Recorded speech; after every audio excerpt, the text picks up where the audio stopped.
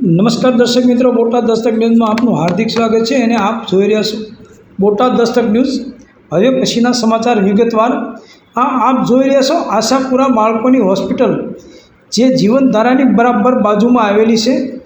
આ હોસ્પિટલના ડૉક્ટર છે જે મેરુ વી કુમખાણિયા, જે ખરેખર અયાસ માણસ હોય એવું લાગી રહ્યું છે, કારણ કે છોકરીની વાત ઉપરથી એવું લાગે છે કે ડૉક્ટર કરતાં અયાસ વધુ છે।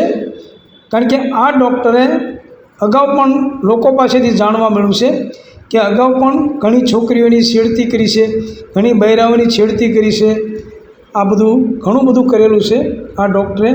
અને આપ જોઈ શકો છો, આ જે પાર્કિંગમાં સહેજ પણ જગ્યા નથી રહેવા દીધી, એમાં પણ મેડિકલને એવું બધું બનાવ્યું છે। તો ખરેખર ડૉક્ટર, જે કાંઈ ડૉક્ટરની કામગીરી છે એ તમામ કામગીરી 2 નંબરની હોય એવું લાગે છે।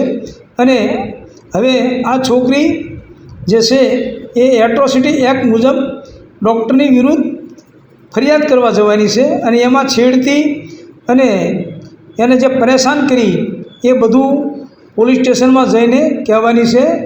અને ખરેખર આ છોકરી એટલી બધી અત્યારે હાલમાં હેરાન છે, જે એને ગઈકાલે નોકરી પણ મૂકી દીધી અને કે હવે મારે આ દવાખાનામાં નોકરી નથી કરવી।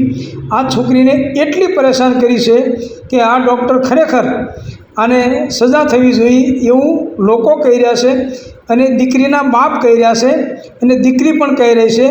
અને મારી પાસે આવી અને રોવા માંડી અને કહેવા માંડી કે મારે હવે અહીંયા નોકરી નથી કરવી।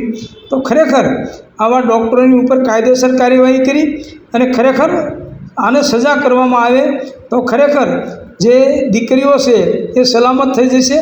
કારણ કે આમાં દીકરીઓ અસલામત હોય એવું લાગી રહ્યું છે, જે ખરેખર આવા મેરુ કુમખાણિયા જેવા ડૉક્ટર હોય ત્યાં દીકરી સલામત ના હોય ખરેખર। હવે આપ જોઈ શકશો, ડૉક્ટર જવાબ પણ નથી આપી રહ્યા, જવાબ પણ આપી શકવાની એમનામાં શક્તિ નથી રહી, કારણ કે એમને જે પાપ કર્યું છે એ પાપ ખરેખર કોઈ આવું પાપ ના કરે। હવે એમના મોઢેથી સાંભળો। Botad Dastak news, LD Makwana, Botad. તમે કુંવારા હો તો કોઈને પ્રેમ કરી શકો, તમે અત્યારે એ બંધ કરો। બંધ શું ન કરવું જોઈએ? એ બંધ કરો। તમે પરણેલા છો, તમે પરિણીત છો, તમે ડૉક્ટર છો, તમે તમારી સત્તાનો દુરુપયોગ કરી અને કોઈ છોકરીને આવી રીતે પ્રપોઝ કરતા હો, કોઈ છોકરીને પરેશાન કરતા હોય, એ વ્યાજબી કહેવાય?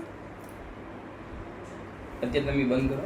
પણ હું શું કહું છું, આટલું જ બસ થઈ ગયું, બંધ કરવાની ક્યાં જરૂર રહી? તમે પરિણીત છો, હવે તમારે પૂરો જ જવાબ દેવો પડે। તમે એને શું લેવાય, એને પ્રેમ કરો છો એવું શું લઈ કીધું? તમે કુંવારા હો ને તો તમે ગમે એને કહી શકો, વડાપ્રધાનની છોકરી હોય ને તો કહી શકો, ઝૂંપડામાં રહેતી હોય ને એને કહી શકો, પણ ક્યારે કે તમે કુંવારા હો તો? તમે ડૉક્ટર છો, તમે તમારી સત્તાનો દુરુપયોગ કરીને તમારે ત્યાં કામ કરતા હોય એને આવી રીતે હેરાન પરેશાન કરવાના, આને શું કહેવાય? એ વસ્તુ શું એને શું કહેવાય એ ખબર તમને? એમાં કેટલા તમે હેરાન થાવ એ તમને ખબર છે? તમારું હોસ્પિટલ તાળ લાગે એ ખબર છે? એ બાબત તમે શું જવાબ આપો છો? અત્યારે તમે બંધ કરો। હા તો બંધ કરી દો, હાલો।